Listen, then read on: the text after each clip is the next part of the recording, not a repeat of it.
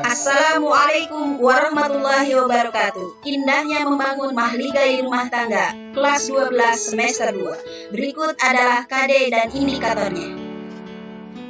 Perlu diperhatikan oleh siswa-siswi bahwa ini adalah bagian-bagian dari indikator yang akan kita bahas pada pertemuan saat ini.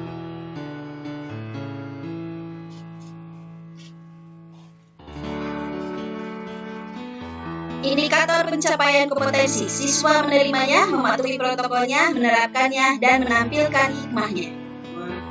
Berikut contoh video yang dengan pacar. Sayang, aku hamil. Serius? Alhamdulillah. Mbah, bisa nggak Mbah gugurkan kandungan pacar saya, Mbah? Soalnya saya nggak punya uang buat biayain, Mbah. Enggak. Nggak bunuh janin itu dosa. Saya nggak mau. Kalau bunuh pacar saja bisa nggak, Mbah? Makanya kamu jangan pacaran cuma mau enaknya aja. Pernikahan menurut bahasa berasal dari bahasa Arab nangkaha yungkihu nikahan, yang berarti menghimpun, mengumpulkan, atau ikatan pernikahan. Adapun menurut istilah, nikah adalah suatu akad perjanjian yang menghalalkan pergaulan suami istri antara pria dan wanita yang bukan mahram, sehingga terjadi hak dan kewajiban di antara keduanya dengan memenuhi syarat dan rukun yang telah disyariatkan.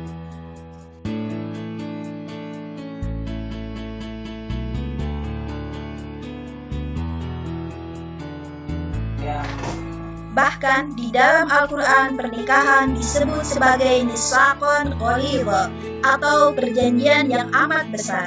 Ada 3 perjanjian yang amat besar dalam Al-Quran. 1. Pernikahan di dalam Al-Quran.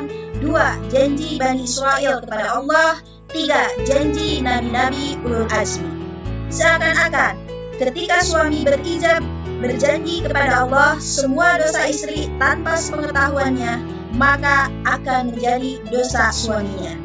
Contoh, apabila seorang istri tidak sholat, anaknya tidak sholat, sehingga pernikahan diatakan perjanjian yang amat besar. Hukum nikah dalam Islam. Yang pertama, jaiz atau mubah. Ini merupakan hukum dasar secara umum. Yang kedua, sudah mapan, mampu, bila tidak menikah, khawatir akan terjerumus zina.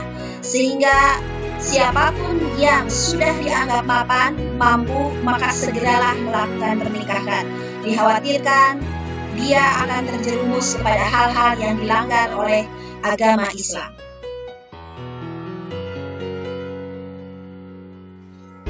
Selanjutnya, sunat.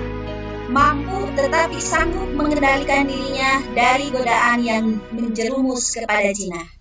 Artinya, ketika seseorang ingin menikah, maka hukumnya sunat apabila bagi dirinya sendiri masih mampu mengendalikan hawa nafsu. Yang keempat, makruh.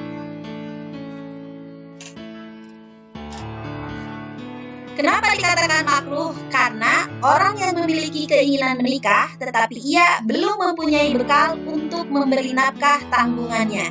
Jadi, jika ada seseorang yang hendak ingin menikah tetapi dia belum mampu mencari nafkah atau belum punya kemampuan, maka hukumnya makruh. Seumpamanya masih sekolah, itu dianggap makruh karena belum mempunyai penghasilan.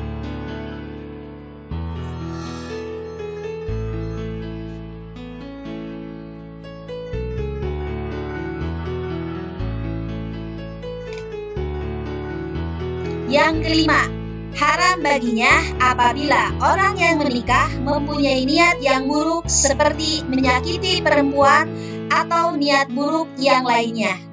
Bahkan ketika melakukan hal-hal yang sifatnya buruk atau dalam istilah Negara Republik Indonesia KDRT atau kekerasan dalam rumah tangga, sehingga haram hukumnya apabila dia melakukan sesuatu yang halal tapi dilakukan dengan perilaku yang haram. Selanjutnya, tujuan pernikahan. Yang pertama, menegakkan rumah tangga yang islami. Yang kedua, tuntunan naluri yang asasi. Yang ketiga, membentengi diri dan keluarga dengan akhlak. Yang keempat, mendapatkan keturunan yang sesuai dengan syariat agama Islam. Yang kelima, meningkatkan ibadah. Yang keenam, mendapatkan ketenangan hidup. Rukun dan syarat nikah. Berikutnya, rukun pernikahan menurut jumhur ulama. Yang pertama, calon suami atau laki-laki beragama Islam, baligh, berakal sehat, kemampuan sendiri, bukan mahram, juga tidak sedang dalam melakukan haji maupun umroh. Yang kedua, calon istri atau wanita yang tidak bersuami, tidak sedang dalam iddah, juga tidak sedang dalam melakukan haji maupun ihram. Yang ketiga, wali dari wanita, mukallaf, laki-laki, merdeka, adil, juga tidak sedang dalam melakukan haji dan umroh. Yang keempat, Islam, berakal sehat, fasyik, hadir dalam akad nikahnya, mengerti dan jelas apa yang disampaikan oleh mempelai laki-laki. Yang kelima, ijab dan kabul, merupakan ucapan yang disampaikan oleh wali dan juga disampaikan oleh mempelai laki-laki. Berikut contoh akad.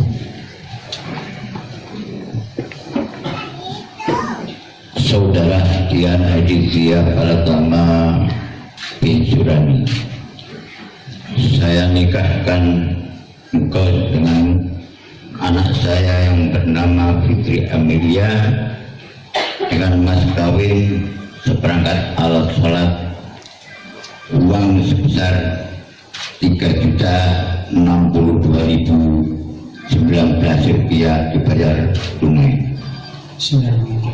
Saya terima nikahnya Fitri Amelia binti Bapak Abdul Rafiq dengan mas kawin seperangkat alat sholat dan uang sebesar 3.062.019 rupiah dibayar tunai.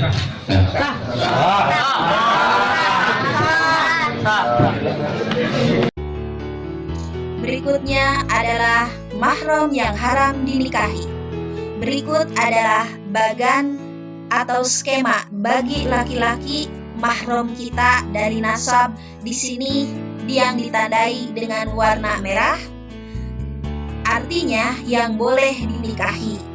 Sedangkan untuk yang ditandai dengan warna kuning, ada itu bukan mahram, artinya tidak boleh dinikahi.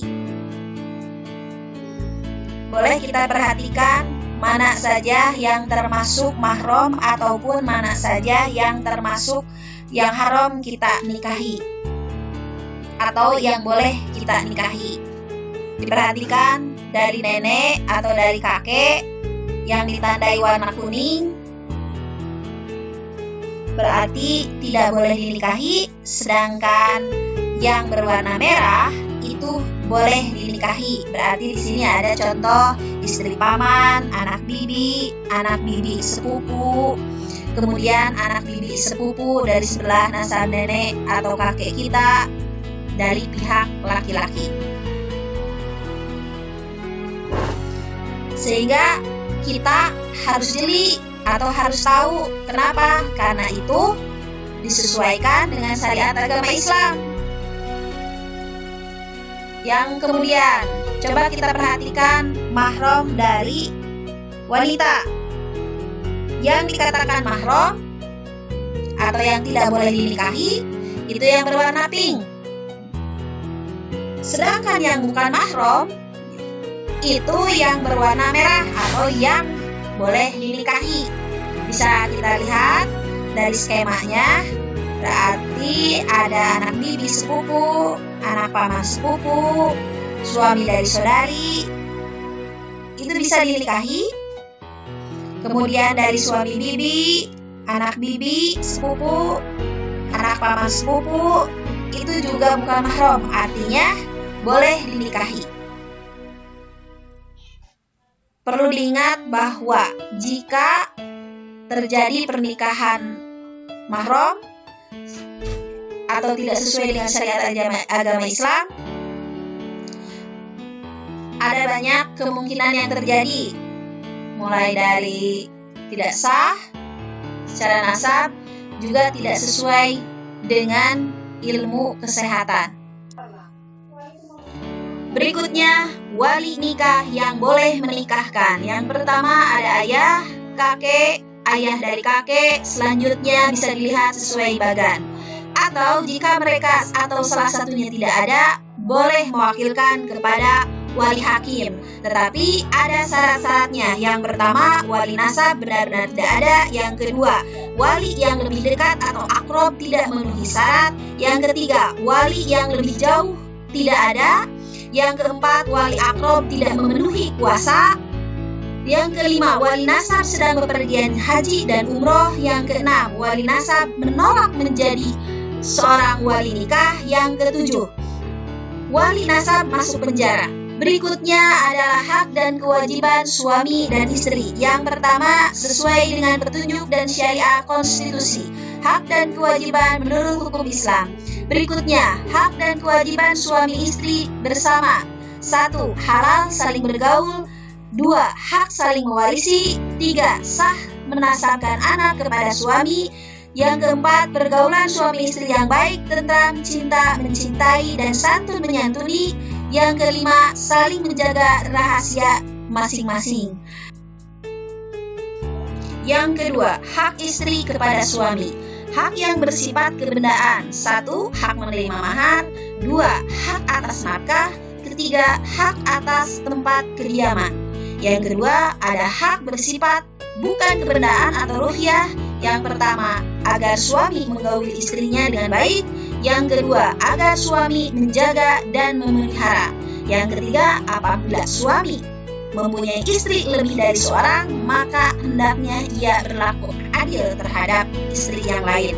Yang berikutnya, hak suami terhadap istri, taat, patuh, mengurus dan mengatur rumah tangga dengan baik, termasuk memelihara dan mendidik anak-anak serta keturunan. Berikutnya, menurut Undang-Undang Nomor 1 Tahun 1974 tentang perkawinan atau UUP. Di sini ada rumusan-rumusan yang bisa kita lihat. Yang pertama adalah rumusan suami istri memikul kewajiban yang luhur untuk menjadi sendi dasar dari susunan masyarakat. Yang kedua, rumusannya hak dan kewajiban. Berikutnya kita lihat pasal-pasal yang mengikat suami ataupun istri. Ada suami sebagai kepala rumah tangga dan istri sebagai ibu rumah tangga.